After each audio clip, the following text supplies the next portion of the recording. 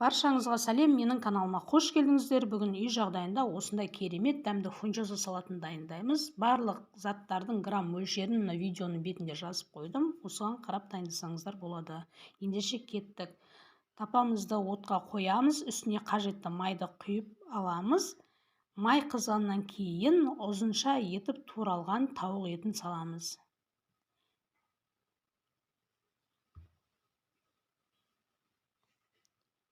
Тауық етін салып болғаннан кейін ары-бері қозғай отырып, орташа отта қуырып аламыз. От қатты болып күйіп кетпесін.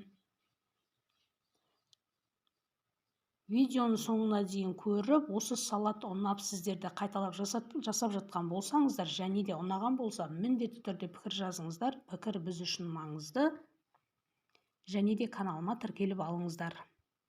Күнде жаңа рецепттер салынып жатыр.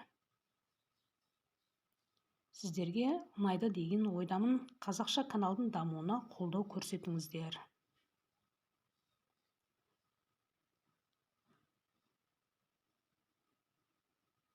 Міне осы видеода көріп тұрғандарыңыздай тауық етін ары-бері қозғай отырып, суы тартылғанша орташа отта қуырып аламыз. Барлық заттарымызды алдын ала турап дайындап аламыз.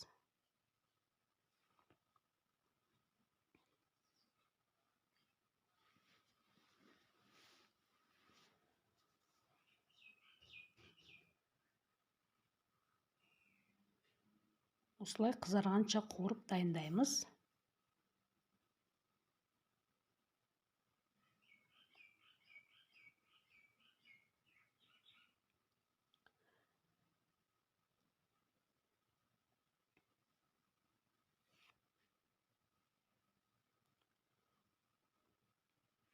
Міне тауық етіміз қуырылып дайын болды. Енді осының үстіне көк бұрышты жіңішке соломка етіп турап тауық етінің үстіне саламыз. 1-2 минуттай қозғап қуырып аламыз. Одан көп қуырмаңыздар, жұмсақ болып салаттың дәмі кетіп қалады. Енді осының үстіне алдын ала үккіштен өткізіп алған сәбізді саламыз.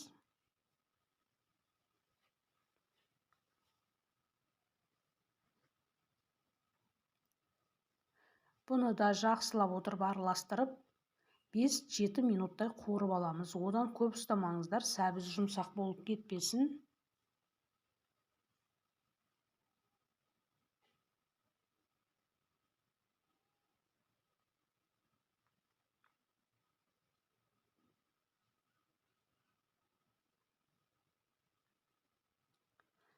Енді осының үстіне соя соусын құямыз.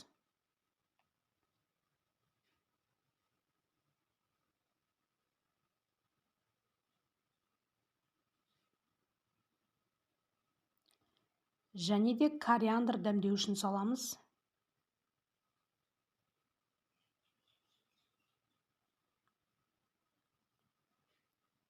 Бұны да жақсылап араластырып аламыз.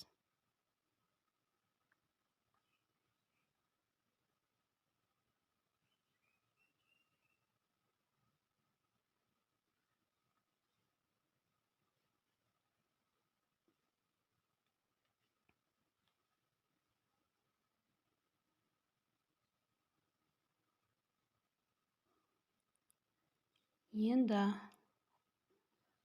осының үстіне фунчозаға арналған кәрше чимчим приправасын қосамыз.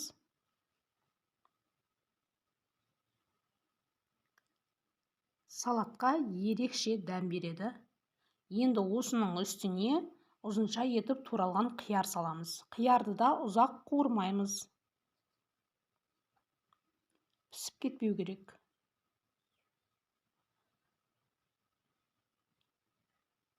Осындай 1-2 минут қана араластырып ұстаймыз.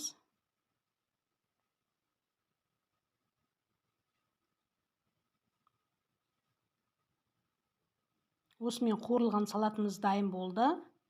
Енді құрғақ тапаға кунжутты салып, орташа отта кунжутты ары-бері қозғай отырып, қызарғанша қуырып аламыз.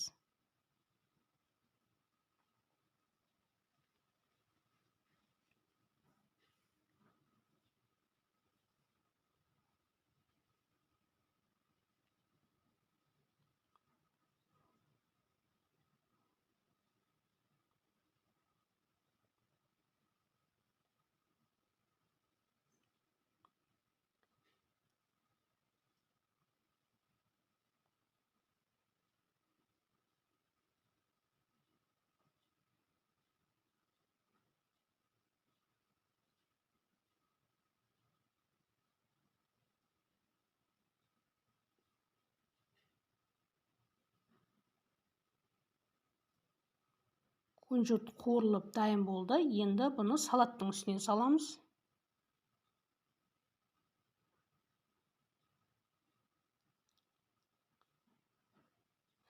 Енді арнайы фунчоза салатына арналған лапшамызды дайындап аламыз. Құрғақ ыдысқа саламыз. Оның үстіне қайнап тұрған су құямыз.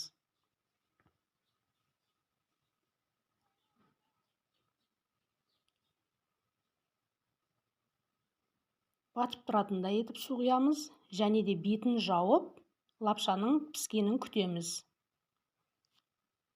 Міне лапша дайын болды. Енді ыстық суын төгіп, мұздай суға жуып аламыз. Сонда лапша бір-біріне жабыспай, әдемі болып шығады.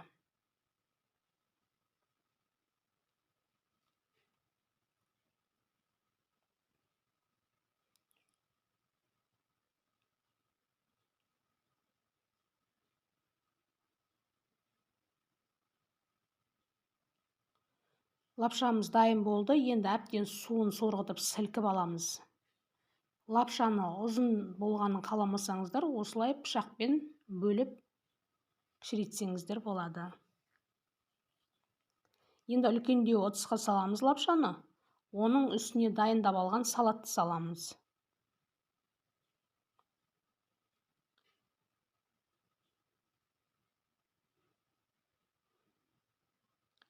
Енді жақсылап тұрып араластырып аламыз.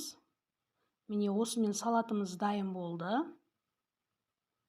Үй жағдайында дайындап көріңіздер, өте керемет дәмді болып шығады. Қонаққа дайындасаңыздар да өте керемет салат.